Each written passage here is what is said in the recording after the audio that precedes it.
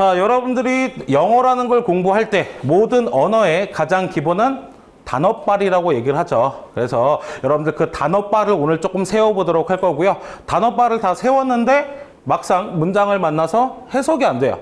그걸 해소하는 게 우리가 수요일 독해 부분입니다. 그래서 요 이틀이 어떻게 보면 세트예요. 그 중에서도 여러 영어 시험의 종류가 있습니다. 뭐 토익도 있고, 뭐 G12도 있고, 토플, 뭐 GRE 이런 것들이 있는데요. 우리 국내에서 보는 공무원 영어나 편입 영어, 얘네들은 솔직히 컨셉이 없어요. 출제자가 그때그때 어떤 전공을 했는지에 따라서 내용이 막 바뀌기 때문에 되게 쉬운 문제가 나올 수도 있고 되게 어려운 문제가 나올 수도 있는데, 토익은 일단 내용이 정해져 있습니다. 그래서 지금 보시면 알겠지만 돈 관련 어휘라고 되어 있죠. 즉 비즈니스예요. 아마 제가 드린 프린트물에 첫 표지에 뭐라고 되어 있느냐, 토익 비즈니스 어휘 알기라고 되어 있을 겁니다. 그래서 토익은 동일한 뜻의 영단어가 한국어로 해석될 때도요, 최대한 이 비즈니스적인 사고로 여러분들이 확인을 해주시고 해석을 하면 좀 더 풍부하게 확인해 보시면서 얘네들을 문제에 적용을 시켜주실 수가 있을 겁니다. 알겠죠? 그래서 우리는 돈 관련 어휘 쓰임을 먼저 보도록 할 텐데, 가장 쉬운 단어인 fine부터 한번 보도록 할게요. 여러분들이 fine이라고 하면 대부분 좋은 이라는 형용사로 많이 알거나, 또는 얘가 어떤 뜻도 있느냐, 미세한, 섬세한이라는 뜻도 있어요. 근데 토익에서는 명사로 어떤 의미로 쓰인다? 벌금, 즉 돈과 관련된 어휘로 쓰이게 됩니다. 우리가 기존에 알고 있던 뜻하고는 정반대죠. 전혀 좋은 게 아닙니다. 그래서 우리가 fine을 다른 단어로 바꾸면 뭐라고 얘기를 합니까? 페널티예요. 페널티.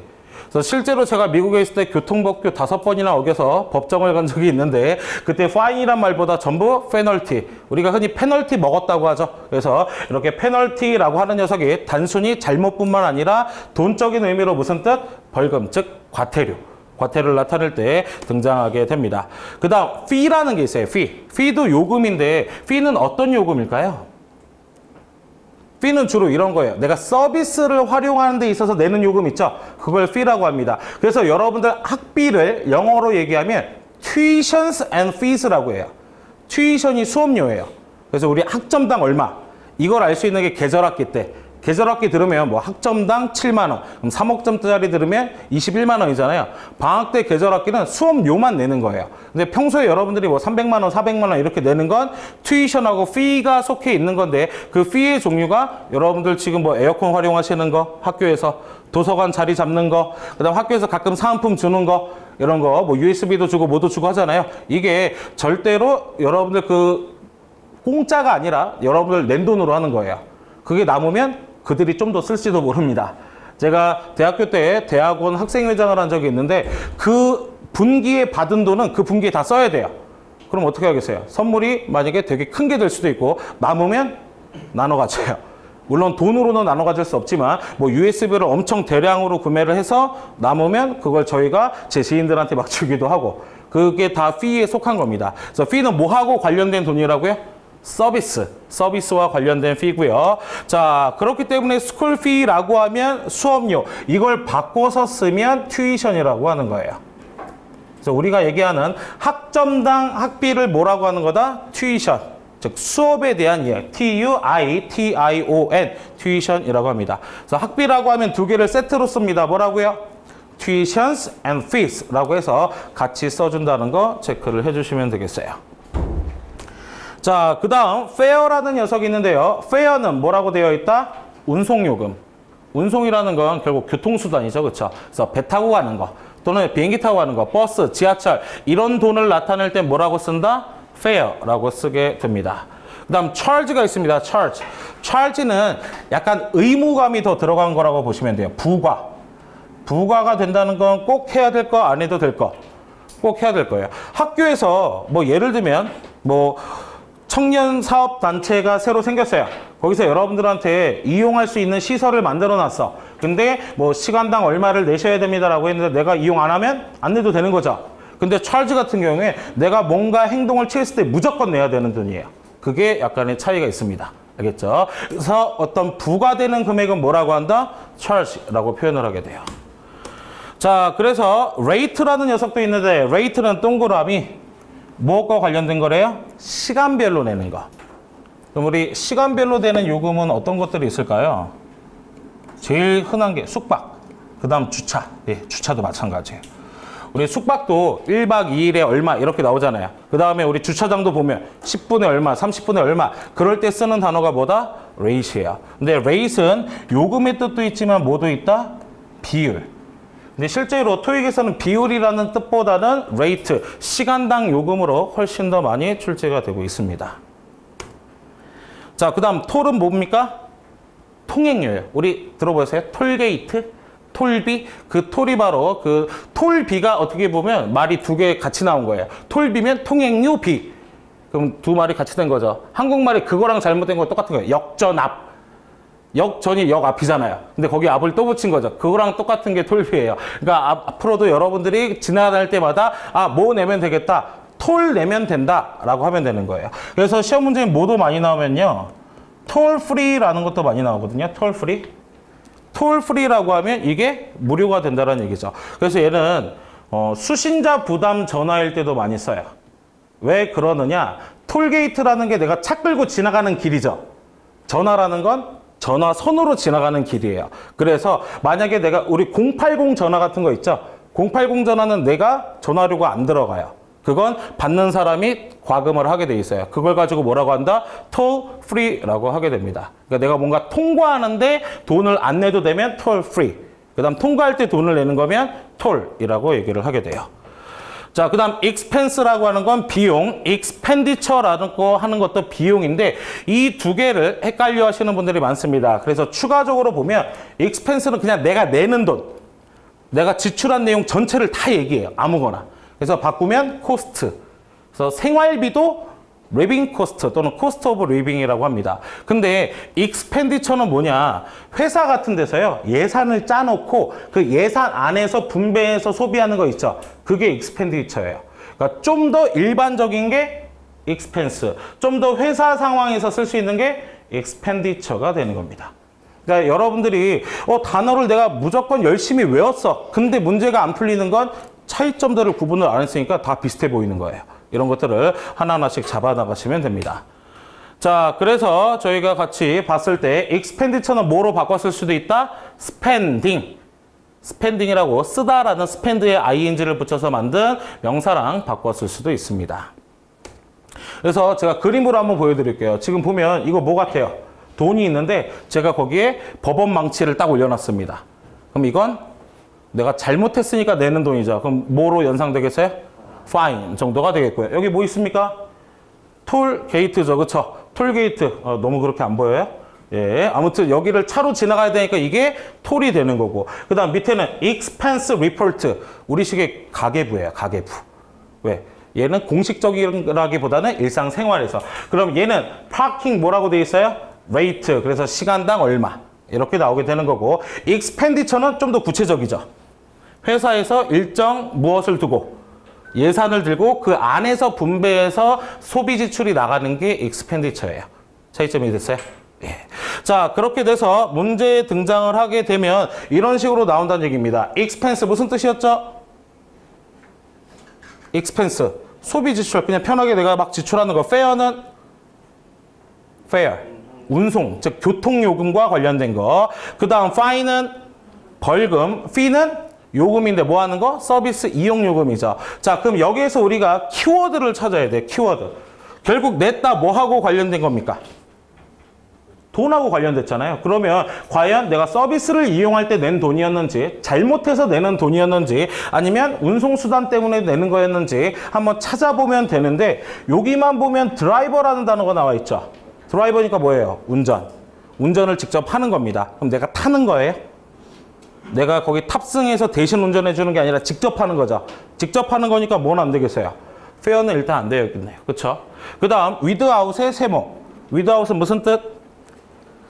뭐뭐 없이. 라이센스는 증. 근데 드라이버스 라이센스니까 운전면허증이죠. 그럼 운전면허증이 없을 때 내는 돈이 이 빈칸이네요. 운전면허증 없는데 운전을 했다. 그럼 뭘 내겠어요? 벌금을 내겠죠. 그럼 파인이 들어가게 되는 거예요. 그래서 역시 자주 나오는 형용사나 볼게요. Driver's license 앞에 valid 무슨 뜻? 유효한, 유효한 것이 없을 때. 자, 그 다음 substantial은 무슨 뜻? 상당한. 그래서 정도를 나타낼 때 씁니다. 상당한 벌금이 부과가 된다라는 거 알아두시고 역시 이것도 봅시다. be subject to. subject이 무슨 뜻일까요? subject. subject가 원래 명사로는 과목이라는 뜻이 있고요. 그 다음 주관적이라는 뜻이 있어요. 근데 과목이라는 뜻으로는 거의 안 나옵니다. 주관적이라는 뜻으로 잘 보시면 객관적의 반대가 주관이죠. 그럼 주관이라는 건 정해져 있는 거예요? 그때그때 바뀌는 거예요? 사람마다 다 똑같아요? 다 달라요? 다 다르죠. 그렇죠? 그래서 subject라는 녀석은 뭐뭐하기 쉽다. 이 뜻으로 훨씬 많이 나오니까 be subject to 하면 무슨 뜻? 뭐뭐하기 쉽다. 즉 변화하기 쉽다라는 뜻으로 이해를 해 주시면 됩니다. 알겠죠? 예. 그래서 프린트물 못 받으신 분은 저 맨 뒤에 자리 있으니까 가지고 착석해 주시면 되겠습니다. 자, 다음 체크라는 녀석을 보도록 할 텐데요. 여러분들 체크라고 하면 뭐 확인한다 이런 뜻으로 주로 많이 알고 계시죠? 근데 여러분들 이 상태를 점검한다라는 뜻 이외에도 ensure, 뭐 확인. 이 두 개의 차이는 뭘까요? 자, 체크엔 동그라미 칩니다. 상태를 확인하는 거. 그 다음 ensure는 어떤 일, 즉 눈에 보이는 거예요. 체크는 눈에 보이지 않는 것도 확인하지만 ensure는 딱 눈에 드러난 어떤 상황을 설명할 때 드러나게 됩니다. 그 다음 search는요? 찾는 거예요. 알겠죠? 그래서 뭔가 탐구하거나 찾는 거예요. 찾다에 동그라미를 딱 쳐주시면 얘네들의 뉘앙스 차이를 확인해 줄 수 있습니다. 그래서 작년에도 출제가 됐는데요. 서치는 나중에 여러분들이 본 강의를 들으시면 알겠지만 자동사, 타동사가 둘 다 가능한 녀석인데 자동사로 쓰일 때 동그라미 별표 내가 찾는 목적인 누가 함께 등장해야 된다? for라는 전치사가 함께 등장한다는 거. 그래서 예전에 for를 묻는 문제도 나왔고요. for를 보여주고 search를 찾는 문제로도 등장을 했습니다. 자, 그래서 이렇게 생긴 게 체크이기도 합니다. 앞에만 봅니다. 우리는 지금 확인한다라는 뜻으로만 배웠죠. 근데 체크는 우리식의 무엇이기도 하다? 수표이기도 해요. 그래서 실제로 이 모양이 파트 7 독해에도 나와요. 그래서 이런 모양들을 잘 기억해 두시고 우리 수표라고 하면 은행에서 대부분 발행을 해주죠. 근데 한국은 그게 간소화됐을 뿐이에요. 은행에서 찍어서 주는 거거든요. 근데 우리 일반적으로 수표라고 하면 여기에 누구한테 줘야 하는지 수신자 정보하고 금액을 이쪽에 써주게 돼요. 그리고 나서 요 밑에 자기 계좌번호가 더 써 있어요. 제가 처음 미국 갔을 때 아직도 저런 걸 쓰는 미개한 나라가 있단 말이야. 근데 그게 미국이었어요. 근데 미국이 참 아직도 이런 부분에서 미개하구나 라고 생각을 했는데 써보니까 너무 편해요. 왜 편할까요? 잔돈을 안 갖고 다녀도 돼요. 그 다음 카드가 없어도 내가 원하는 금액만큼 쓰면 돼요. 그러니까 친구들하고 더치페이 하는 그 나라 문화에서는 다 쪼개야 되죠. 그렇죠? 그러니까 잔돈 같은 거 없어도 체크로 딱 나눠서 내는 거예요. 써서 자기가. 그리고 좀 신기한 게 얘네들이 3개월 이내에 은행에 갖다 내야 되거든요. 만약에 그렇지 않으면 이게 무효화가 돼요. 그러니까 unvalid한 상태로 바뀌어버리게 됩니다. 근데 재밌는 게 얘가 ATM기에 들어가더라고요. ATM기에 들어간다는 건 자동으로 계산이 된다는 얘기잖아요. 그렇죠? 근데 사람의 필체는 다 다르잖아. 그러니까 ATM기에 저걸 넣어? 그러면 이 필체를 다 인식해서 숫자화 시킬 수 있는 고도의 기술이 역시 미국이니까 있나 보다 라고 생각하고 제가 저녁에 ATM기에 제가 받은 체크를 집어넣습니다. 통장에 변화가 없어요. 다음 날 11시쯤 되니까 입금이 되어 있더라고요. 어떻게 했을까요? 새벽에 사람이 가서 열어서 그걸 가지고 가서 은행에서 다시 처리를 해서 다 수기로 다시 입력을 해요. 그래야 내 계좌로 들어와요. 그러니까 결국엔 미개한 행동은 다르지 않죠. 하지만 이게 실제로 사용자 편의에서 굉장히 쉬운 거예요. 은행 입장에서는 되게 귀찮죠. 이거 한번 처리를 하려면 사용자 입장에서 바로바로 할 수 있으니까. 그 다음 여러분들 뒤에도 한번 나오겠지만 그 문화도 좀 알아두세요. 그 미국에서 술집 바를 가면요. 우리는 늘 계산을 어떻게 해요? 다 먹고 빌지가 오면 그거 내고 이렇게 하고 가죠.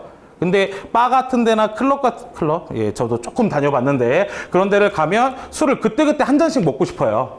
그런데 이거 그때마다 꺼내고 하기가 힘들단 말이에요. 그래서 바에 빨래줄 같은 게 있어요. 그럼 거기에 제 카드를 꽂아놔요. 그리고 나서 내 카드 번호 뒤를 부르고 야, 나 475인데 나 뭐 데킬라 한 잔 줘 이러고 가는 거야. 그럼 거기서 알아서 막 체크를 해요. 내 번호에 따라서. 그러다가 내가 마지막에 이제 가야 되겠다 하면 My credit is closed 라고 해주면 거기서 딱 닫아줘요. 더 이상 안 받게. 바로 나간다는 게 아니라 더 놀긴 할 건데 술을 그만 마실 거다. 그러니까 카드라는 게 우리 입장에서 맡기면 안 되잖아요, 가게에. 근데 얘네들은 그 문화가 있어요. 근데 이런 내용이 실제로 독해 지문에 나온단 말이에요. 술집은 아니더라도 이런 식으로. 그러니까 우리의 신용도와 얘들의 신용도는 문화적 차이가 달라요. 금융법 자체가. 그러니까 이런 부분들을 알아두시면 단어 먹게 키워드를 받았을 때 그때 내가 얘기 들었던 그 배경적 설명이구나 라고 하면 좀 더 읽는 게 가벼워질 수 있겠죠. 그래서 체크는 무엇인데 명사로 수표로 쓰이는데 우리 식의 수표가 아니라 내가 가지고 다니는, 그래서 이것을 앞에 이걸 붙입니다. 퍼스널. 그럼 이걸 퍼스널 책이라고 하고요. 조금 귀찮지만 우리는 이 체크북이라는 걸 갖고 다녀요.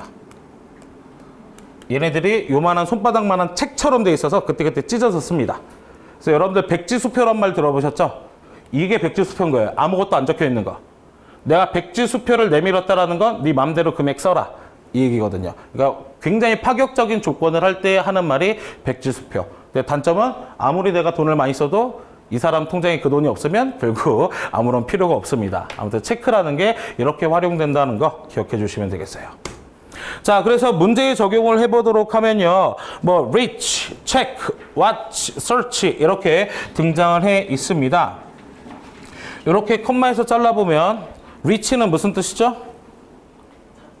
찾다의 reach. reach는 search가 search for 찾다의 의미고 reach는 도달하는 거. 알겠죠? 은근히 헷갈립니다. 그 다음에 checking은 확인이라는 명사, watch는 보다 또는 손목시계, search가 찾다라는 뜻이 되죠. 근데 여기에서 중요한 건 after 7 months, 7개월 명사. 즉 7개월에 이게 나와야 된대요. 그러니까 명사가 될 수 있는 건 BC밖에 없는데 watch는 명사로 무슨 뜻이라고요? 손목시계. 그렇죠? 그럼 7개월 손목시계요. 7개월 확인이에요. 7개월 확인이라는 의미가 돼야겠죠. 그래서 여기 체킹이라는 단어가 들어갑니다. 어휘 문제이긴 하지만 제가 문장 전체를 지금 다 보지 않고 있죠. 키워드를 어디서 찾아야 되는지를 알려드리고 있고요. 참고로 headquarters 하면 무슨 뜻? 본사라는 뜻입니다. 본사라는 뜻인데 뭐가 붙어 있어요? S가 붙어야 됩니다. S가 붙어서 본사예요. 근데 얘는 여러 군데를 의미하는 건 아닙니다. 본사라고 하면 뭐까지 붙여서 써야 된다고요? S까지. 그래서 headquarters가 돼야 정답이 됩니다. 다음 넘어가 보도록 합니다. access라는 단어가 있습니다. 아마 여러분들 흔하게 많이 보셨던 단어 중에 하나인데 access는 접근이라는 표면적 뜻이 있습니다. 근데 그 뜻으로 외우시면 안 돼요. 그럼 나중에 approach라는 단어랑 또 헷갈립니다. 그래서 access는 동그라미 칩니다. 무엇을 나타낸다? 권리예요. 권리. 알겠죠? 자, 그리고 이 권리는 옆에다 요것도 하나 씁시다. 셀 수가 있다 없다? 없습니다. 셀 수 없더라. 눈에 보인다 안 보인다? 안 보입니다. 알겠죠? 자, 그러면 또 한번 확인을 해봤을 때 어프로치도 접근이란 뜻인데 어프로치는 체크, 시간이나 거리, 그 다음 방법. 시간이나 거리 셀 수 있나요? 없나요? 2시간, 2 hours, 2 셌어요? 안 셌어요? 셌죠? 그 다음 100 meters, 미터인데 몇 개예요? 100개. 그럼 그게 100m가 되죠. 그 다음 내가 접근하는 방법 셀 수 있어요? 없어요? 있어요. 그래서 얘는 셀 수 있더라. 그럼 얘도 접근이라고 외우시면 안 되겠네요. 알겠죠? access는 뭐다? 권리고요. 그 다음 approach는 방법이거나 시간 거리상의 형태를 나타내는 겁니다. 알겠죠? 그럼 얘도 역시 한번 그림으로 보기 전에 이거 한번 볼게요. 패스는 무슨 뜻도 있다? 입장권, 통행권. 그래서 우리가 요즘 많이 하는 게 뭐 프리패스잖아요. 그렇죠? 프리패스를 실제로 우리나라 말로 바꾸면 자유이용권이 되는 거죠. 자, 그 다음 이 입장권을 가지고 통과하는 데가 어디다? 엔트랜스, 입구 정도가 되겠죠. 근데 엔트랜스에 동그라미 치세요. 무슨 뜻도 있대요? 입장을 허가한다는 뜻도 있어요. 그냥 단순히 문만 얘기하는 게 아니라 거길 통과할 수 있는 뭘 해준다? 허가를 해준다는 의미까지 있습니다. 자, 그럼 이겁니다. 되게 이상하게 보이네요. 살짝 이렇게 볼까? 잘 보이죠? 자, 이렇게 보시면 우리가 컴퓨터 같은 거 하다 보면 왜 우리 영화나 이런 데서 봤을 때 내가 막 비번을 입력했는데도 잘 안 되죠? 그때 뭐라고 나오느냐? Access denied라고 나와요. 그 말은 거리상 접근이에요? 권한이 없는 거예요? 권한이 없는 거죠. 근데 밑에 보시면 이 타겟을 향해서 사람들이 걸어가고 있죠? 여기까지 뭐 하고 있는 거예요? 접근하고 있는 거예요. 이때는 뭐라고 쓴다? approach라고 씁니다. 걸어가는 거니까 한 발짝, 두 발짝, 세 발짝 뭐 할 수 있어요? 셀 수 있는 거죠. 근데 권한은 눈에 보인다, 안 보인다? 안 보인다. 셀 수 있다, 없다? 없습니다. 알겠죠? 예. 자, 그러면 같이 문제 적용을 한번 해보도록 하면 A, B, C, D는 우리가 지금 다 같이 본 단어들입니다. 일단 이런 빈칸 근처에 짤막한 전치사 같은 녀석들이 보이면 한 번씩 잘라주시면 됩니다. 자, 그리고 나서 이것도 토익 필수어이니까 알아두세요. audit이라고 하면 원래 청강이라는 때도 있거든요. 청강. 근데 그거는 학교 상황일 때. 근데 여러분들 이 토익은 무슨 내용을 가지고 만들었다고요? 비즈니스. 비즈니스 상황에서 어디서 뭐다? 회계 감사예요. 감사. 감사하는 거. 그리고 참고로 뭐 이건 제가 수업 시간에 되게 자주 얘기하는 건데 영어 단어는 대부분 라틴어에서 온 건데요. 혹시나 영어 단어 앞에 A-U-D-I 읽으면 아우디네요. 그렇죠? 근데 이게 영어로는 오드라고 하는데 이게 들어가면 다 듣다라는 뜻이에요. 라틴어로. 그래서 어디도 그것을 뭐 한다? 내가 경청한다 라는 뜻이 되는 거고요. 오디오가 듣는 기기가 되는 거죠. 그 다음 여러분들은 지금 제 강의를 듣고 있는 audience예요. 그래서 앞에 AUDI로 시작되는 건 전부 다 뭐 하는 동작과 관련돼 있다. 듣는 동작과 관련돼 있다는 어원을 알아두시면 정확한 단어 뜻은 몰라도 뉘앙스를 잡으실 수 있는 거예요. 자, 그럼 회계 컨설턴트 얘기가 나왔고요. 그 사람이 리퀘스트 뭐 했다고 합니까? 요청을 했다라고 합니다. 근데 무슨 요청이래요? monthly, 월간, 버짓, 예산, 리포트, 보고서. 뭐 어려운 단어들은 아니지만 역시 토익이 좋아하는 어구가 됩니다. 그래서 access는 접근, 권한, approach는 거리상 접근. 그러면 이런 보고서에 요청을 하는 건 입장 허가, 통행권, 접근 거리, 그 다음 액세스, 권한. 뭘 하겠어요? 권한이 필요한 거죠. 근데 얘를 만약에 여러분들이 접근이라고 해석했다면 둘 다 비슷한 것 같잖아요. 그렇죠? 그래서 나눠서 갑니다. 액세스는 뭐라고요? 권한. 그 다음 어프로치는 시간, 거리, 방법. 알겠죠? 자, 이번에는 돈과 관련된 거에서 살짝 벗어나서 배경적인 지식을 통해 같이 보도록 할 건데 이 배경이라고 하는 것도 역시 어느 맥락과 다르지 않겠어요? 비즈니스에서 벗어나지 않은 것들입니다. 그래서 이런 배경적인 측면들과 어휘가 어떻게 등장하는지, 즉 제도나 법 같은 게 우리나라와 이 나라가 다르기 때문에 좀 알아두면 편하신 것들을 보도록 할게요. 일단 빌이라는 건 무슨 뜻이 있죠? 청구서. 원래는 지폐란 뜻이에요. 지폐. 알겠죠? 근데 더 쉽게 얘기하면 원래 빌은요. 종이에요. 종이. 어원은. 근데 그 종이를 가지고 증빙을 해서 바로 이게 돈이 되기도 한 거고 뭐가 되기도 한 거다? 청구서라는 이름으로 나오기도 한 겁니다. 자, 그래서 이 청구서는 셀 수 있나요? 없나요? 있죠. 청구서 한 장, 두 장, 세 장. 요맘때쯤 되면 저도 편지통에 엄청 쌓여요. 청구서. 그래서 제 월급은 어때요?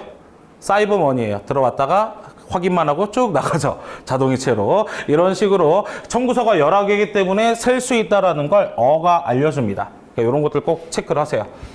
서로 끝나는 건 전부 무엇을 의미한다? 문서. 근데 문서는 뭐 할 수 있다? 셀 수 있다라는 걸 기억해 주시면 되겠습니다. 그 다음 역시 마찬가지입니다. 인보이스 무슨 뜻? 송장. 제일 쉬운 게 택배 박스에 붙어 있는 거 있죠, 여러분들. 그게 다 송장이에요. 그걸 영어로 뭐라고 한다고요? 인보이스. 그럼 앞에 뭐 붙였어요? on. 쓸 수 있나요, 없나요?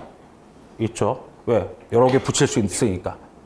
영어는요, 명사 공부하실 때 얘가 셀 수 있는지 없는지 판단해서 같이 하셔야 뜻이 아니라 문법적으로도 같이 맞춰 나가실 수 있어요.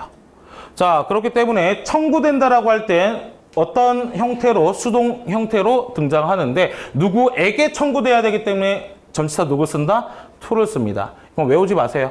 이렇게 만들어진다는 앞으로 강좌를 통해서 외우지 않고도 왜 이렇게 전치사 to가 오고 이 뜻이 나오는지 알려드릴 겁니다.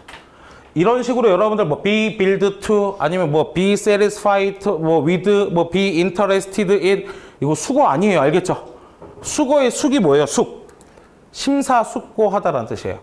즉 단어만 봤을 때 뜻이 안 떠올라야 돼요. 즉 숨은 의도를 갖고 있는 게 수거거든요. 그래서 깊이 생각해서 이해해라인데 얘네들은요 다 규칙이 있어요. 이런 게 수거예요. 제가 학생들한테도 자주 얘기하는 거. 뭐 pie in the sky. 그럼 뭐예요? 하늘에 파이가 한 조각 떠 있다. 직역하면 이건데 이거의 숨은 의도를 찾으면 그림의 떡이라는 뜻이 되는 거거든요. 그러니까 이런 게 수거. 또는 조금 더 어렵게 얘기하면 쓰진 않아도 제가 말씀드리면 The skeleton is in my closet 이라고 합니다. 스켈레톤이 해골바가지. is in 들어 있습니다. my closet 어디에? 내 옷장에. 내 옷장에 뼈다구가 있대요.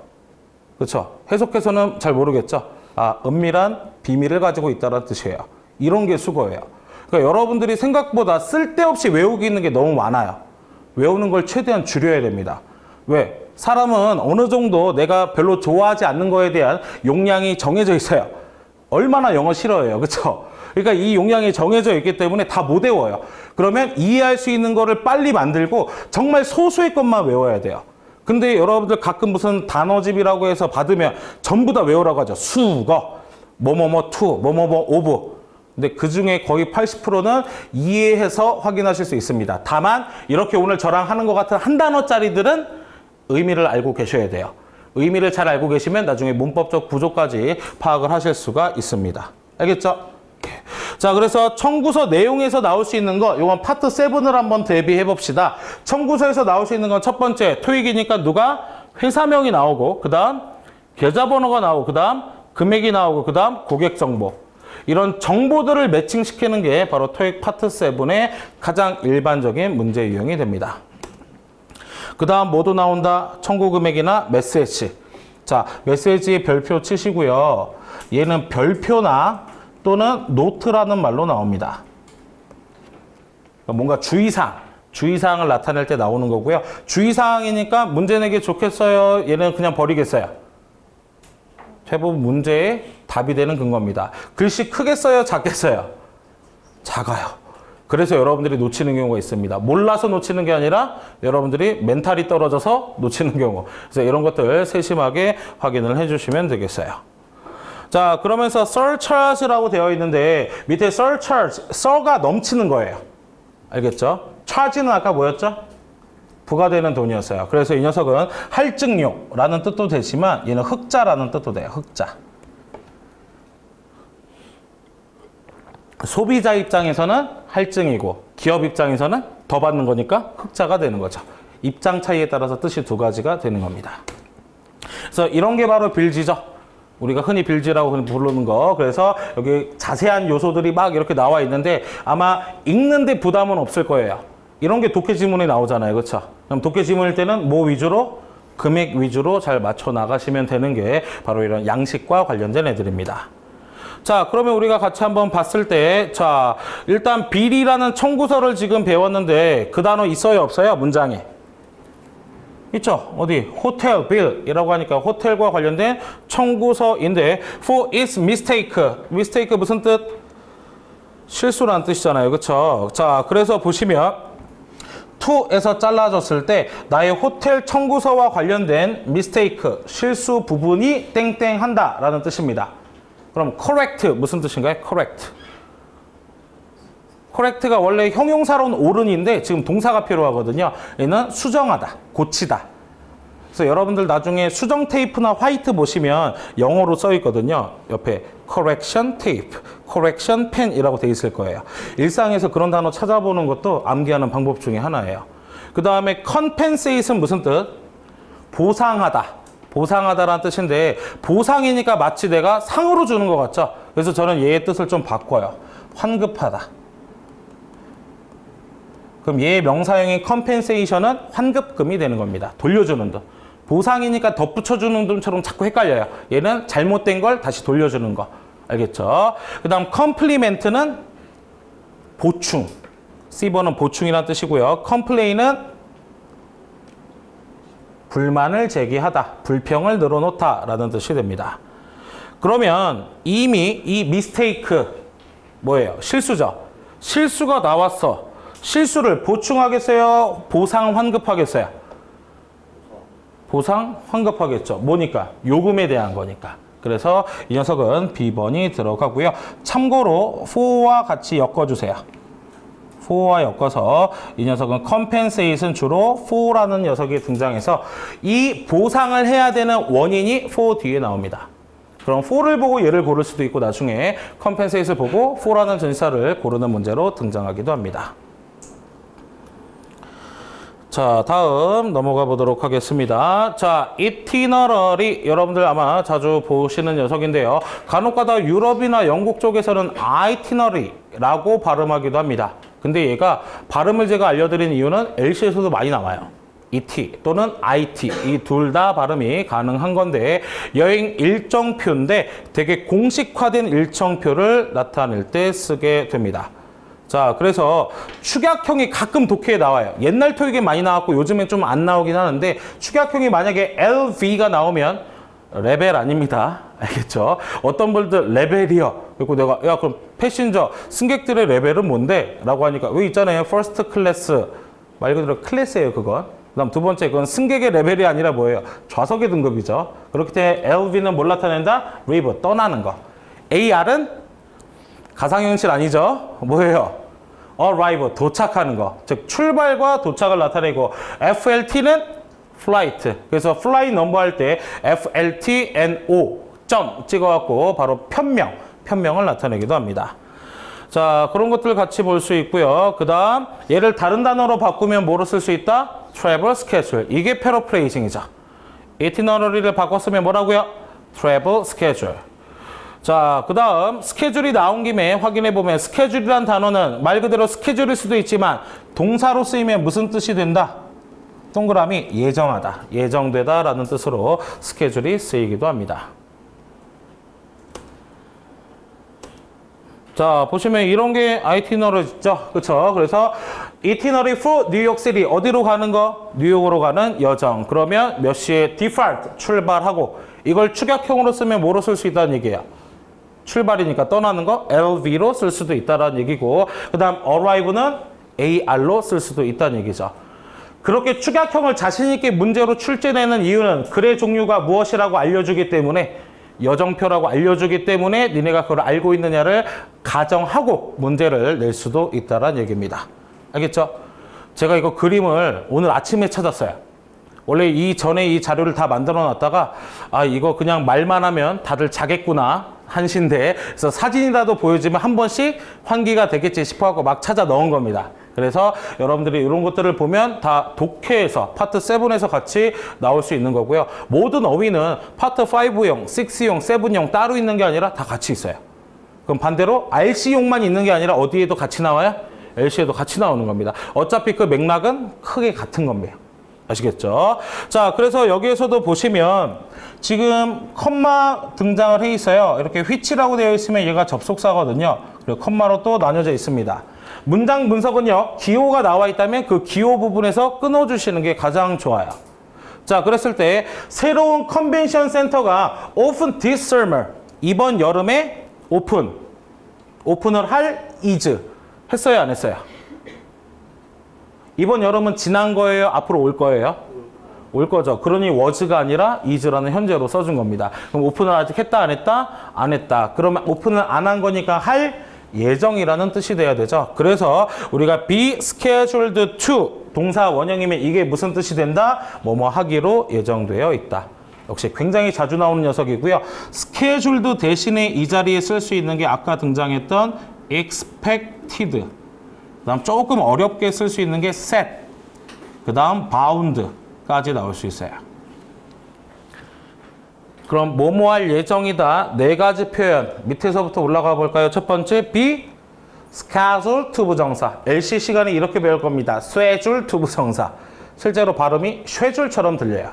그 다음 두 번째로는 누가 있다? be expected to 부정사 세 번째는 be set to 부정사 네 번째는 be bound to 부정사 일상생활에서 set이랑 bound는 잘 안 쓰이거든요. 근데 제가 적고 간 이유는 얘가 매년 출제되고 있어요. be set to 부정사와 found to 부정사가. 그래서 이 녀석들도 함께 체크를 해주시고요. 뭐 여러분들 추가적으로 단어 확인하시면 domestic이 무슨 뜻? 국내. 국내라는 뜻. 그래서 우리가 국내선, 국제선 할 때 국내선은 domestic line, 국제선은 international line이라고 표현을 하게 됩니다. 자, 그 다음 우리 손익계산서 말이 좀 어렵죠? 손익계산서라고 하는 건 결국 손익, 손해와 이익을 계산했다는 얘기고요. 여러분들 스테이트먼트라고 하면 무슨 뜻으로 주로 알고 있어요? 진술이라고만 알고 계시거든요. 근데 얘는 명세서라는 뜻으로 훨씬 더 많이 쓰입니다. 그래서 스테이트먼트의 명세서. 그러니까 인컴, 수익과 관련된 명세서. 수익이니까 손해도 있고 또는 수익도 있는데 그걸 잘 계산을 해서 마무리로 등장을 해야 되는 거겠죠. 그래서 스테이트먼트는 진술이란 뜻 말고 무엇으로 기억하자? 명세서. 토익은 뭘 나타내니까? 비즈니스를 나타내기 때문에. 자, 그러면 수익, 비용, 내역과 순수익을 기재한다고 했는데 일단 수입해서 들어오는 돈, 나한테 들어오는 돈을 뭐라고도 표현한다? revenue라고 표현합니다. 수익 뭐라고 한다고요? revenue라고 하고요. 그 다음 우리가 이거에 대해서 그냥 나간 내역은 뭐라고 한다? expense, 비용이라고 합니다. 그럼 이 두 개를 계산해서 쓴 보고서가 뭐겠어요? income statement가 되는 거죠. 그래서 나온 결과가 있습니다. 내가 얻은 거, 매출, 수익, 그 다음 빠져나간 비용, 그걸 다 빼서 순수익이라고 할 때 뭐라고 한다? net income이라고 해요. 알겠죠? 또는 net profit이라는 뜻도 씁니다. 알겠죠? 그래서 이렇게 같이 기억해 주시면 되겠어요. profit은 이렇게 붙이세요. 여기에. 그래서 순수익이라고 하면 표현이 net income, net profit. 아시겠죠? 근데 이 net을 빼고 쓰는 경우도 많아요. 아시겠죠? 그래서 profit 혼자만 나와도 무슨 뜻이 될 수 있다? 순수익이라는 뜻이 될 수 있습니다. 자, 그래서 이런 식으로 income statement가 나와요. 일단 지출부터 얘기하겠어요? 수익부터 얘기하겠어요? 수익부터 얘기를 해요. 그리고 나서 그거에 대해서 내가 얻은 거, 그 다음 expense 뭐예요? 빠져나간 거. 그러니까 총 들어온 게 많으니까 인컴이 먼저 들어오겠죠. 그리고 나서 뭐 한다? 뺀다. 그 다음 로스는 손해본 거. 손해본 거에 대해서 얘기하면 요 밑에 나의 최종 결과인 net profit이 나오게 되는 겁니다. 이런 게 지금 제가 인터넷에서 다운은 받았지만 실제적으로 토익 지문에 그대로 나오는 애들인 거예요. 아시겠죠? 자, 그러면 역시 문제에 같이 확인을 해보도록 하면 expense 무슨 뜻이었습니까? 지출된 소비, price는 그냥 가격이에요. revenue는 수익, money는 그냥 돈이에요. 이게 100원인지 아니면 원인지 달러인지 이런 걸 나타내게 됩니다. 역시 거의 대부분 돈과 관련된 건데 앞에 보니까 on 동그라미 칩니다. on이라는 게 무슨 뜻인가요? 벌다, 얻다라는 뜻이에요. 내가 뭔가 얻은 겁니다. 그래서 이것도 하나 떠두세요. earnings. 아까 우리 spend도 쓰다인데 spending을 만들 수 있었죠? earn도 마찬가지예요. 얻다라는 뜻에서 ing를 붙여 s까지 붙일 수 있는데 이러면 얘가 수익이라는 뜻이 됩니다. 그럼 제약회사들은 아주 높은 돈을 얻었습니다. 수익을 얻었습니다. 가격을 얻었습니다. 비용을 얻었습니다. 뭐겠어요? 수익을 얻은 거죠. 비용은 얻은 거예요? 빠져나간 거예요? 빠져나가는 거예요. 그러니까 그 개념을 알아야 돼요. 여러분들이 provide 무슨 뜻이죠? provide 제공하다. 그럼 그건 내가 얻은 거예요? 빠져나간 거예요? 빠져나간 거죠. 만약에 빠져나간 것 같은 경우에는 바로 이런 코스트나 익스펜스가 함께 나올 수 있겠지만 earn이라는 건 얻어내는 거기 때문에 바로 들어오는 돈과 관련된 누가? revenue가 들어가게 됩니다. 체크가 되나요?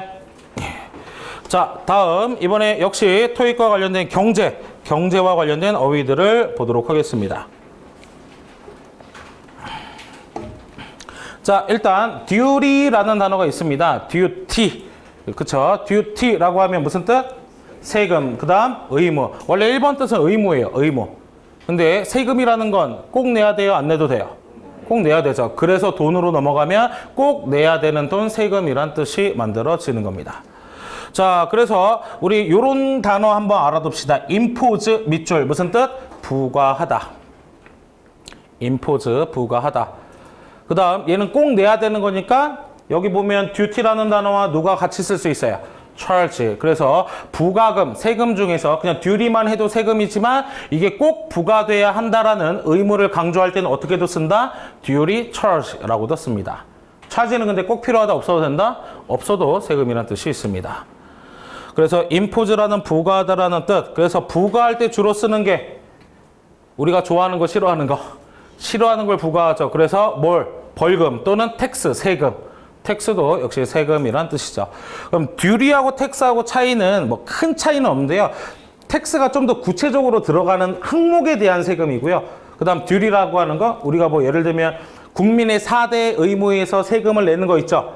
이렇게 크게 제너럴하게 보는 게 듀리. 우리가 행위로 나타내는 거. 텍스는 금액적으로 좀 나타내는 거. 그래서 여러분들 그 영수증 보면 밑에 VAT 써 있잖아요. 그렇죠? Value Added Tax, 부가가치세. 그거는 좀 더 품목, 자세한 거에 붙는 거고, 듀티는 우리가 행동적으로 해야 되는 세금이나 의무를 나타냅니다. 그래서 우리 보면 공항에서 여러분들 좋아하는 거 있죠? 듀티 프리 샵. 그럼 뭐예요? 면세, 세금이 없는 거, 의무가 없는 거죠. 근데 원래 듀티는 무슨 뜻이었어요? 오블리게이션. 우리가 이걸 뭐 노블리스 오블리주라고도 하죠. 프랑스 말로. 오블리주가 바로 의무, 즉 어떤 감정적이거나 또는 동작적인 의무를 나타내는 것. 거기서부터 출발을 한 게 원래 듀티입니다. 그래서 밑에 잘 그림 안 보이겠지만 여기에 뭐 성직자, 군인, 저도 지금 갑자기 여기서 안 보이는데, 예, 요거는 이제 회사 사장 이렇게 그려져 있어요. 이런 사람들이 그 의무를 다한다라고 할 때 쓰는 거고요. 그래서 듀티는 그런 의무이기도 하지만 그냥 일, 책임이라는 뜻도 있어요. 그래서 우리가 on duty라고 하면 무슨 뜻일까요? 근무 중이라는 뜻이 있습니다. 그래서 이것도 같이 체크를 해주세요. 근무 중이라고 표기할 때는 어떻게? on duty라는 표현으로 써줄 수가 있더라. 자, 그래서 저희가 한번 같이 살펴보도록 하면 디스카운트 무슨 뜻?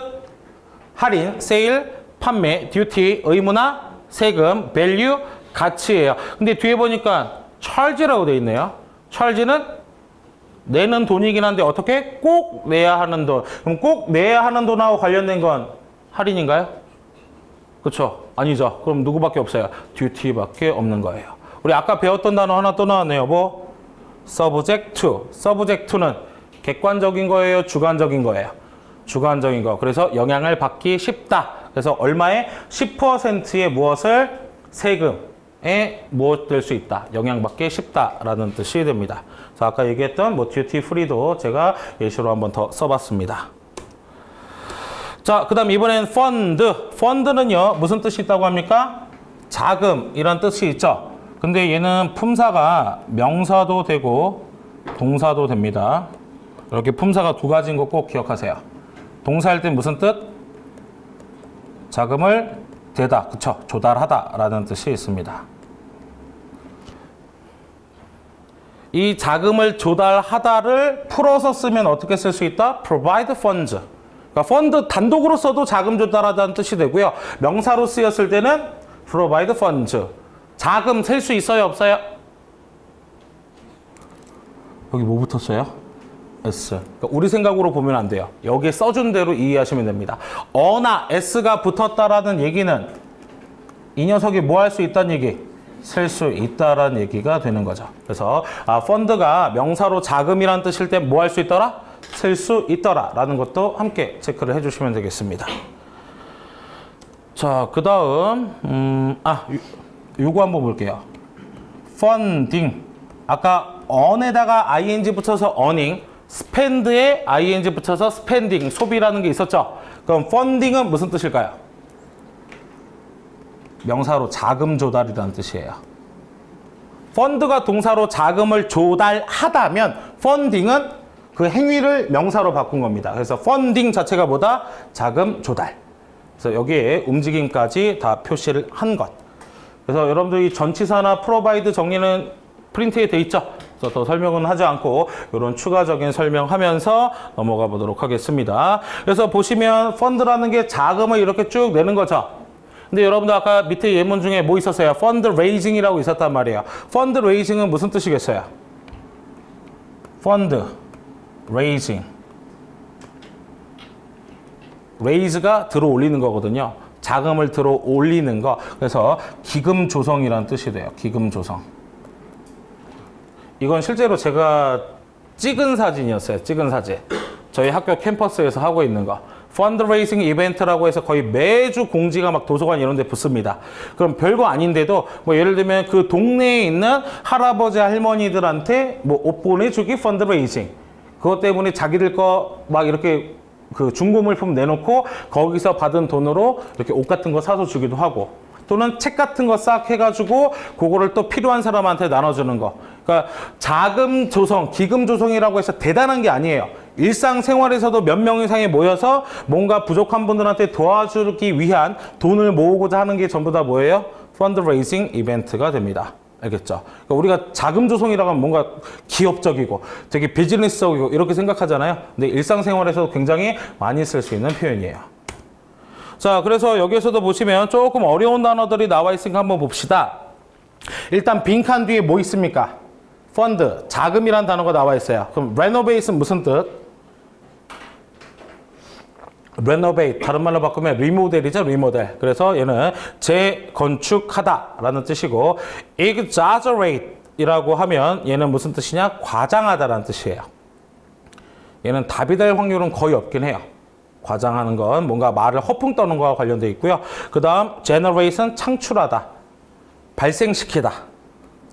말을 너무 그럴듯하게 써놨네. generate은 무슨 뜻이라고요? 발생시키다.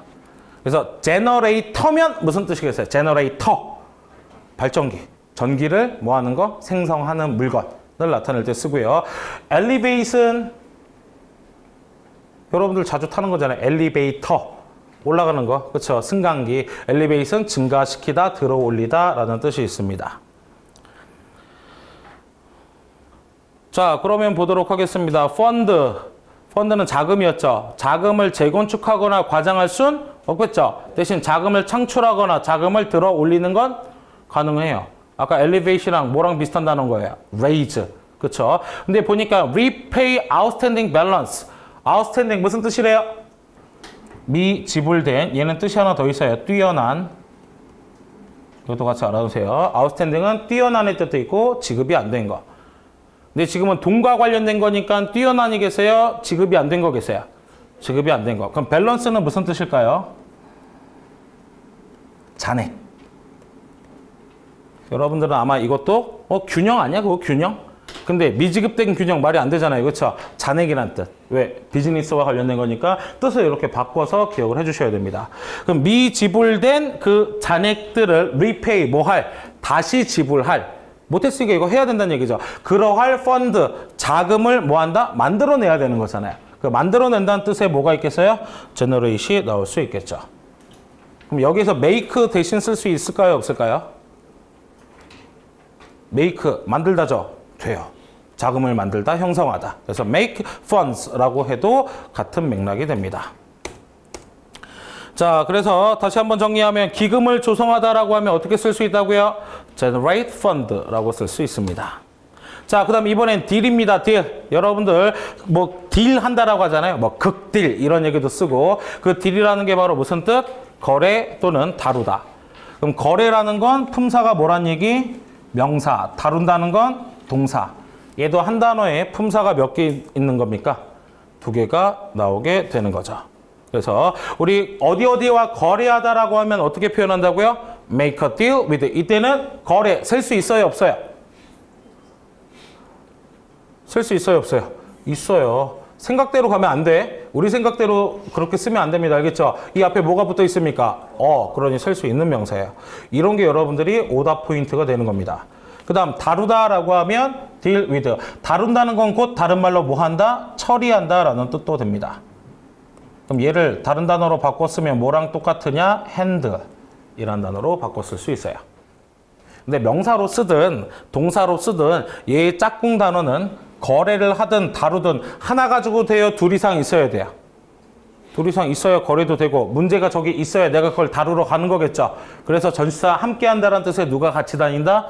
with가 같이 다닙니다.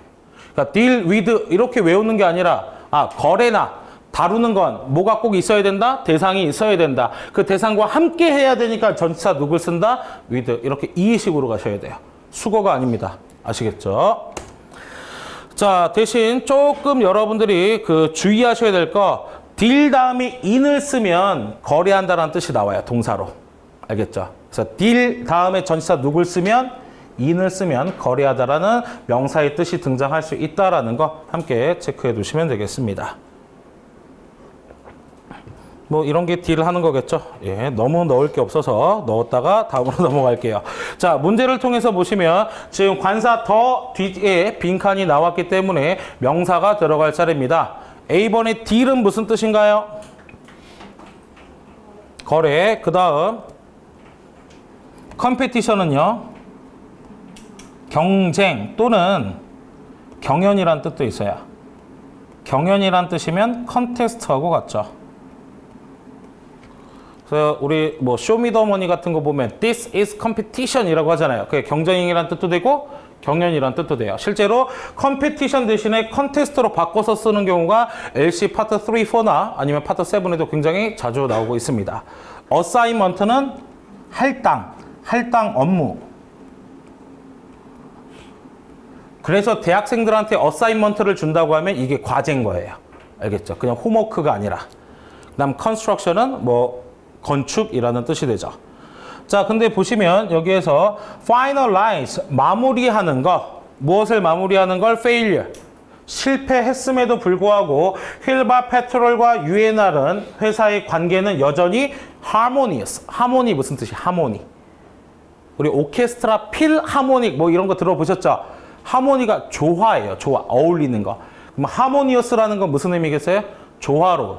즉, 두 관계가 무엇은 이것은 실패했을지라도 관계가 어떻다? 잘 유지되고 있다라는 뜻이겠죠. 뭘 실패했겠어요? 두 회사가? 거래가 실패는 했지만 관계는 좋다라는 뜻이 됩니다. harmonious 무슨 뜻이라고요? 조화로운. 근데 더 쉽게 얘기하면 좋은이라는 뜻이 됩니다. 그 다음 credit. credit은 동사로 무슨 뜻이 있다고 합니까? 신용하다. 그 다음 예금하다. 예금한다라는 뜻은요, 바로 이 뜻에서 나온 거야. 쌓다. 그 다음 참고로 얘가 명사로 쓰이면 여러분들이 알고 있는 무슨 뜻? 신용, 신뢰. 그 다음 학점. 이 학점이 뭘까요? 학점. A, B, C, D. 그건 학점이 아니라 등급이에요. grade. 근데 학점은 2시간짜리 몇 학점이라고 해요? 2학점짜리. 뭐 3학, 그 다음 3시간짜리를 3학점이라고 하죠. 그때 쓰는 단어가 이거예요. 야, 너 뭐 인문학 개론 듣는데 그거 몇 시간짜리 몇 학점짜리야? 라고 하면 뭐 3시간 들었다. 그러면 그건 3 credit이 되는 거죠. 이 학점당 돈을 매기는 게 뭐였어요? 튜이션이었죠, 아까. 그거 봐, 금방 까먹잖아. 분명히 오늘, 아까 지금 1시간도 안 지났는데. 그래서 반복해야 돼요. 설명은 제가 얼마든지 하고, 아, 그때 얘기 들어보니까 그런 거 있었어. 떠올릴 수는 있지만 제가 시험장에서 옆에서 그거를 힌트를 못 줘요. 내가 옆에 있었으면 좋겠어. 야, 그거 있잖아. 내가 얘기한 거. 그거 있지. 학점당 뭐 이렇게 해주고 싶은데 그걸 못하니까 여러분들이 직접 확인을 해야 된단 말이에요. 그러면 반복하는 수밖에 없어요. 아시겠죠? 그래서 크레딧은 동사로 무슨 뜻? 신용하다, 예금하다. 그 다음 명사로는요, 신용과 학점이라는 뜻이 나오게 됩니다. 아시겠죠? 그래서 밑에 있는 예문은 바로 넘어가고요. 예금액을 나타낼 수도 있습니다. 예금액, 영어로 뭐라고요? credit. 그러니까 이거 주의하세요. 뭔가 돈과 관련됐을 때 크레딧이 나오면 전부 신용카드라고만 생각해요. 근데 크레딧 자체가 무슨 뜻이 있다? 예금액. 셀 수 있어요? 없어요? 있죠. 이런 것도 같이 주의를 해주셔야 돼요. 그래서 나 예금할 돈이 있어 라고 하면 I have credit 이라고 하면 되는 거예요. 그럼 나는 여러분들 생각하는 것처럼 신용카드가 있어 라고 하면 I have credit 카드까지 붙여줘야 돼요. 얘는 카드를 꼭 붙여야 신용카드가 되는 겁니다. 알겠죠? 그리고 나서 동사로는 무슨 뜻이 있다? 예금하다, 입금하다. 자, 그러면 뭐 이런 것들이 있을 텐데요. 자, 밑에 봅니다. credit report라고 제가 써놨어요. 문서에. 그럼 이건 무슨 뜻일까요? 신용 보고서. 그럼 밑에 나온 760이라는 거하고 excellent 이건 뭐겠어요? 신용도가 되겠죠. 신용 등급. 우리 같은 경우에 신용 1등급부터 10등급까지 되어 있잖아요. 그렇죠? 근데 얘네들은요. 그 1000점을 기준으로 되어 있어요. 그래서 되게 세분화가 되어 있고 그 옆에 excellent, 우수하다. 즉 이렇게 주관적인 표현을 씁니다. 우리하고 조금 다르죠. 그래서 이런 것들 우리 식의 신용등급은 1부터 10 수치화되어 있지만 얘들은 주관적인 표현으로도 많이 써놓는다는 걸 기억해 주시면 되겠어요. 자, 그래서 우리 확장 어휘를 한번 보도록 하면 LC라는 게 있어요. LC 뭔가요? Letter of Credit, 신용장이라고 합니다. 신용장. 알겠죠? 그래서 LC를 발행한다. 뭐 이렇게 얘기를 하고요. 그 신용장이 뭐예요? 대금 지급 확약서. 말 더럽게 어렵죠? 쉽게 말하면 돈 낸 거 확인해주는 문서. 알겠죠? 그러니까 물건을 내가 샀어. 그리고 나서 배송을 받았어요. 그리고 배송을 받고 이제 후 입금을 다 해준단 말이에요. 그럼 저쪽에서 아 이거 잔금까지 다 치렀다라고 해서 주는 문서가 바로 이 Letter of Credit이 됩니다. 그리고 특히 무역하시는 분들 많이 나오는 게 인보이스하고 그 다음 BL이라는 거 많이 나와요. 특히 제가 좋아했던 그 미생이란 드라마에서 보면 거기서 뭐 BL서가 없어졌니 어쩌니 라고 하거든요. 그 BL이 뭐의 줄임말? Bill of Landing이에요. 랜딩이 아니라 이거 오타네. 랜딩. 땅에 떨어진 거. 즉 완료가 됐다는 거예요. 선적이 다 됐다는 겁니다. 그래서 다 물건을 내렸다. 그래서 물건을 모역할 때 내렸다라고 쓰는 게 바로 BL인데 BL은 무슨 뜻이라고요? Bill of Landing. 자, 그럼 이런 내용 이해를 같이 한번 확인을 해보도록 하면 이런 식입니다. 실제로 판매자하고 구매자는 계약만 해요. 그렇죠? 근데 그 중간에 누가 있다? 은행이 중개를 해주게 되는데 뭐 예를 들어 어음이나 체크 같은 걸 발행해주는 이슈잉 뱅크가 있어요. 발행해주는. 이거는 누구? 구매자. 구매자가 이용하는 은행이 될 거고요. 그 다음 어드바이징, 참고인, 즉 중개인이에요. 얘가. 법적으로 책임을 져주는 은행이 됩니다. 바로 이 은행과 은행 간에 주로 쓰는 게 뭐다? 신용장이에요. 그러니까 개인과 개인이 쓰는 일은 거의 없다라는 얘기죠. 그럼 독해에서 나왔을 때도 얘네들은 은행 간 은행 얘기가 주로 나온다는 걸 알 수가 있죠. 그러면 사람을 짚을 필요가 없다는 얘기예요. 그러니까 여러분들이 어휘와 배경 지식을 같이 알아놓으면 내가 어느 부분의 키워드를 잡을지를 생각해 놓을 수 있다는 얘기입니다. 그럼 Bill of Landing은 다음과 같습니다. 딱 보니까 배가 있죠. 그렇죠? 그래서 대부분 얘는 인터내셔널, 즉 세계적으로 무역을 할 때고요. 무역할 때 그 운송비를 줄이기 위해서 필요한 건 비행기보다 뭐겠어요? 배란 말이에요. 그래서 몇 개월씩 걸려요. 그때 쓰는 거기 때문에 선하증권이라고 부르죠. 선박, 배에서 하, 내렸을 때 확인되는 문서라는 뜻이 되는 겁니다. 알겠죠? 네.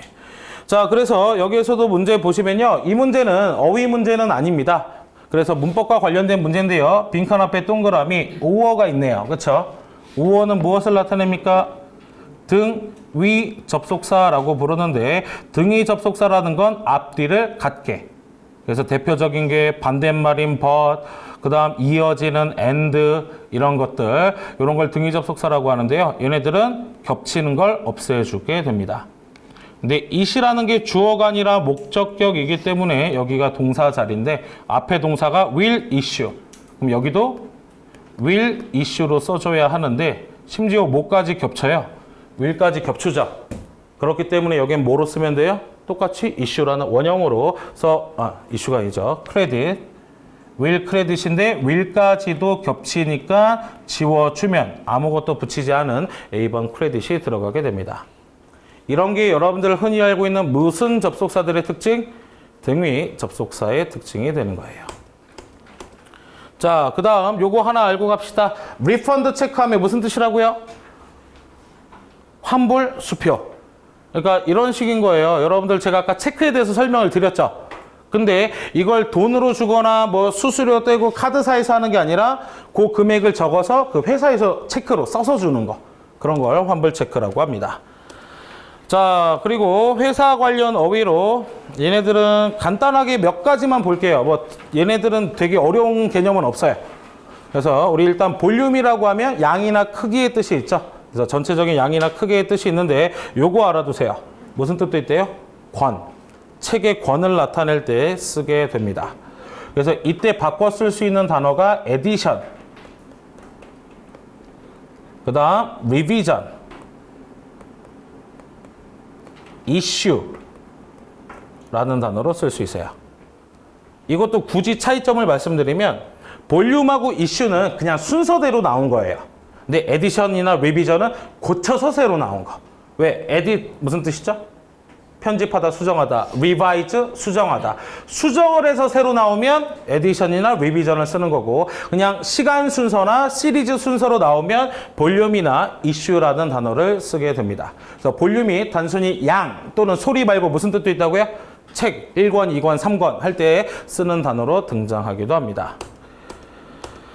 자, 그래서 이렇게 보면 여기 밑에 뭐라고 써 있어요? 볼륨 2. 잘 안 보이시죠? 어찌됐건 여기에 2라는 거하고 볼륨이 써져 있으면 그 볼륨이 바로 책 순서를 나타내요. 그래서 논문집 같은데 제일 많이 나오거나 잡지 같은 것도 거의 매달 이렇게 나오거나 뭐 분기별로 나오죠. 그때 쓰는 게 볼륨이 됩니다. 자, 그런데 이 녀석이 책으로 나오는 건 대부분 파트 7입니다. 근데 파트 5에 등장할 때는 바로 a volume of 또는 the volume of 요거 간단하게 정리를 해주시면 이게 한 단어로 바꿨을 때 much랑 똑같아요. 무슨 뜻이겠어요? 그냥 많은 이라는 뜻이 돼요. 얘랑 또 바꿨을 수 있는 게 아까 나왔었던 deal a deal of 해도 많은 이라는 뜻이 됩니다.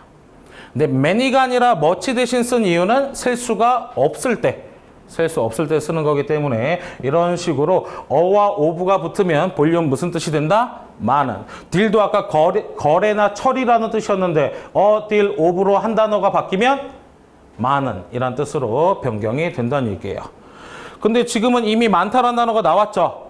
그 다음 work, 주변에 아무것도 안 붙었다는 건 셀 수 없다란 얘기. 그러니 many가 들어갈 수 없고요. 양이 높다라고 할 수 있나요? 양이 높은 건 아니죠. 높고 낮음이 아니니까 high 안 되고요. 그 다음 볼륨 of가 바꾸면 뭐라고요?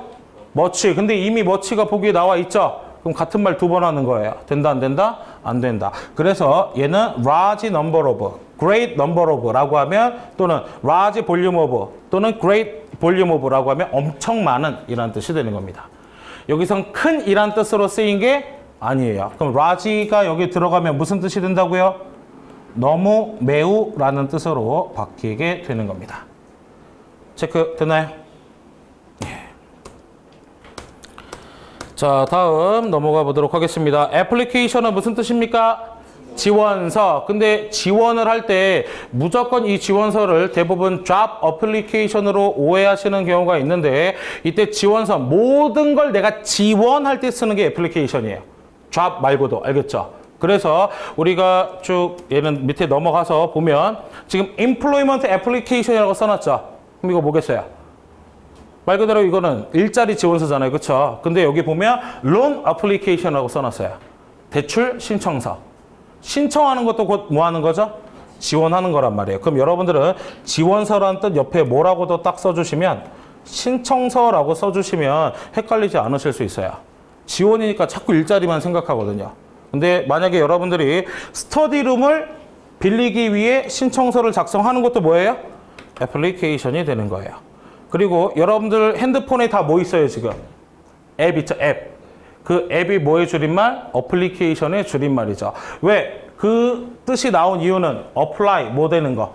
적용된다라는 뜻이 있기 때문에 거기에서 만들어진 겁니다. 알겠죠? 예. 자, 조금만 참아요. 이제 거의 다 왔습니다. 알겠죠? 자, 그래서 지금 나와 있는 거 아까 얘기했던 누가 있습니까? loan application이라고 하면 무슨 뜻이라고요? 그렇죠? 대출 서류, 대출 신청서라는 뜻이 있다는 거 같이 확인해 보시면 되고 executive 무슨 뜻입니까? 중역, 임원, 간부라는 뜻입니다. 그래서 거기까지 보시면 되는데 여러분들 요즘은 잘 모를 텐데 제가 컴퓨터를 처음 배웠을 때는 윈도우 전 시절에 배웠어요. 윈도우 전에 도스라는 시절에 배웠는데 그때는 파일명이 다 드러났었거든요. 그때 파일명에 EXE로 끝나는 게 있었어요. 아마 지금도 여러분들 뭐 설치 파일 이런 거 우클릭해갖고 속성 보면 이렇게 .exe가 나오는 경우가 있습니다. 이게 execute라는 뜻인데요. 이게 실행하다예요. 실행하다. 그러니까 실행을 직접 하는 사람이라서 얘네들을 뭐라고 부르느냐? 임원이라고 부릅니다. 원래 execute는 유럽에서 execute라고 발음을 했었는데 이게 원래 어원은 그거예요. 단두대에서 살인하는 거, 목 자르는 거 있죠. 예, 그래서 원래는 거기에서 어원이 나왔어요. 실행하고 집행한다. 그래서 사람을 사형시킬 때 쓰는 단어였는데 그게 사형을 시킬 수 있는 권한은 높은 사람이 갖고 있겠죠. 그래서 그 높은 사람의 의미로 해서 executive라고 하면 무슨 뜻이 된다? 임원이라는 뜻입니다. 그래서 우리 비행기에서도 퍼스트 클래스나 비즈니스 클래스를 executive 클래스라고 하기도 해요. 이 단어가 제일 많이 들어가 있는 데가 어디 있죠? CEO, 최고 경영자. 그렇죠? 이때 많이 나오는 거. 이게 executive라는 단어가 함께 등장할 수 있습니다. 체크 됐나요? 네. 자, 나머지들은 뭐 크게 보실 게 없는 것 같고 딱 하나만, 두 개만 더 볼게요. 일단 보드는 무슨 뜻? 판자라는 뜻이 원래 1번이었는데 그 판자, 탁상 위에 있다라고 해서 무슨 뜻이 된다? 이사회라는 뜻이 되고요. 그 다음 동사로 무슨 뜻? 타다. 그래서 우리가 탑승하다라는 뜻일 때 보드라는 단어를 씁니다. 그래서 지금 보면 이 사람들 모여서 있죠? 이 탁자를 우리가 뭐라고 하고? 보드. 그 다음 요걸 뭐라고 불러요? boarding pass라고 부르잖아요. 그렇죠? 탑승과. 그래서 보드라는 단어가 탑승과 이사회 두 가지로 다 잘 나오니까 여러분들이 꼭 기억하시고 밑에 예시에 보딩 패스 정도까지 같이 확인해 주고 보드 앞에 전치사 on을 붙으면 탑승 중. 아까 우리 이거 비슷한 거 어디서 봤었죠? 근무 중 on 듀리 있었죠? 아, 전치사 on을 붙이면 어떤 뜻이 만들어지는구나. 뭐뭐 하는 중이라는 뜻이 만들어지는구나 라는 것까지 체크를 해 보실 수 있습니다. 정리됐나요? 자, 문제는 뭐 여기 문법과 관련된 문제이기 때문에 여기 보드 오브 디렉터스의 보드가 단수라서 인텐스인 B번이 답이더라만 체크해 주시면 되겠고요. 회사 관련 나머지 단어들은 여러분들이 일정 부분 참고만 해 주시면 되겠어요. 알겠죠? 그래서 나머지는 참고로 자주 나오는 빈출 어휘들 정리하셨으니까 여러분들이 한번 쭉 보시고 혹시나 답이 궁금하면 제가 나중에 올려드리는 뭐 유튜브나 네이버 TV의 답글로 그거에 대한 정답이 궁금하다라고 해주시면 제가 댓글로 답변을 또 드리도록 하겠습니다. 알겠죠? 예, 오늘은 여기까지 진행하도록 하겠습니다.